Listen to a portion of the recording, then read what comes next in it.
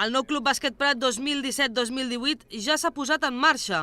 El nou projecte ha arrencat amb una pretemporada de 5 setmanes de preparació per arribar en òptimes condicions a l'inici del campionat de Lliga a l'Aleport. Una temporada on el Club Bàsquet Prat viurà molts canvis, el més destacat a la banqueta. El tècnic asturià Arturo Álvarez substitueix el pratenc Roberto Sánchez i la no vinculació per aquest curs amb el Joventut de Badalona ha propiciat que el club canviï de model d'equip. Ja no es tracta d'un conjunt amb jugadors de formació que han de nodrir a un primer equip, sinó un conjunt que s'ha hagut de dissenyar des de zero.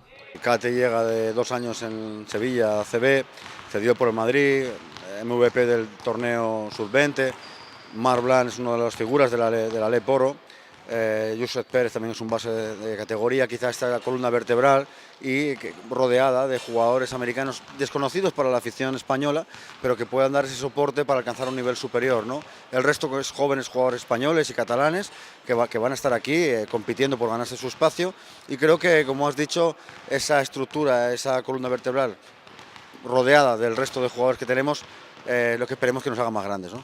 Bueno, una mica l'expectativa, no? De veure com ens senten tots aquests canvis, no? Canvi d'entrenador, canvi de gestió del club, el no haver-hi la vinculació amb el joventut, i també el fet de que aquesta vinculació sempre fa que molts jugadors segueixin d'un any a un altre, i aquest any només seguim 2, i a veure com ens adaptem els uns als altres. El nou cos tècnic ha dissenyat una plantilla totalment nova on es mantenen Gerbert Martí, el nou capità, i l'escorta Marc Cessé.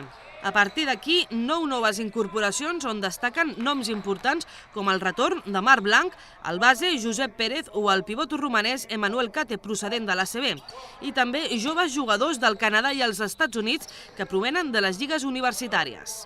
L'equip Pota Blava inicia aquest nou projecte amb una pretemporada de 5 setmanes on es jugaran 5 partits amistosos i els primers oficials, la Lliga Catalana Alep.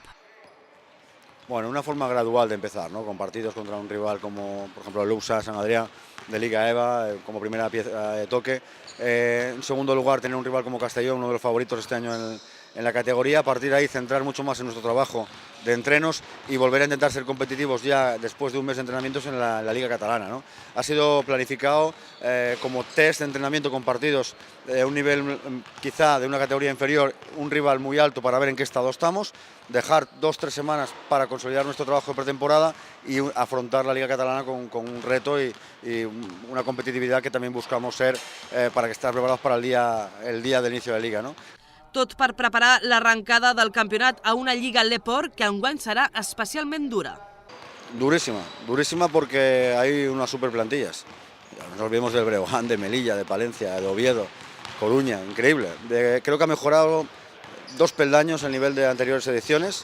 Eso nos complica 2 peldaños nuestro objetivo, pero queremos tener claro dónde estamos. Primero, que el equipo no pase apuros y poder estar siempre en una posición de no peligro y no sufrimiento. Y a partir de ahí no renunciar a nada, soñar es gratis, ¿no?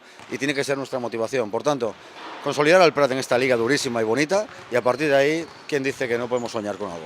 Jo crec que aquest any hi ha una miqueta més a nivell, perquè estic veient tant a l'Aleport com a l'Alep Plata. Així que, bueno, espero que sigui així i que el Prat, dintre de tot, tot i que encara estem veient una mica com estem, a veure si podem millorar una miqueta el que hem aconseguit els anys anteriors. El Club Bàsquet Prat iniciarà els partits amistosos de pretemporada davant el Sant Andreu. Després rebrà a l'Amics de Castelló. Jugarà contra conjunts universitaris nord-americans i s'enfrontarà a l'Hospitalet. També jugarà la Lliga Catalana Alep contra el Martorell i el Força Lleida en la lligueta prèvia. Una competició important on el Prat, recordem, és l'actual campió de les darreres 2 edicions.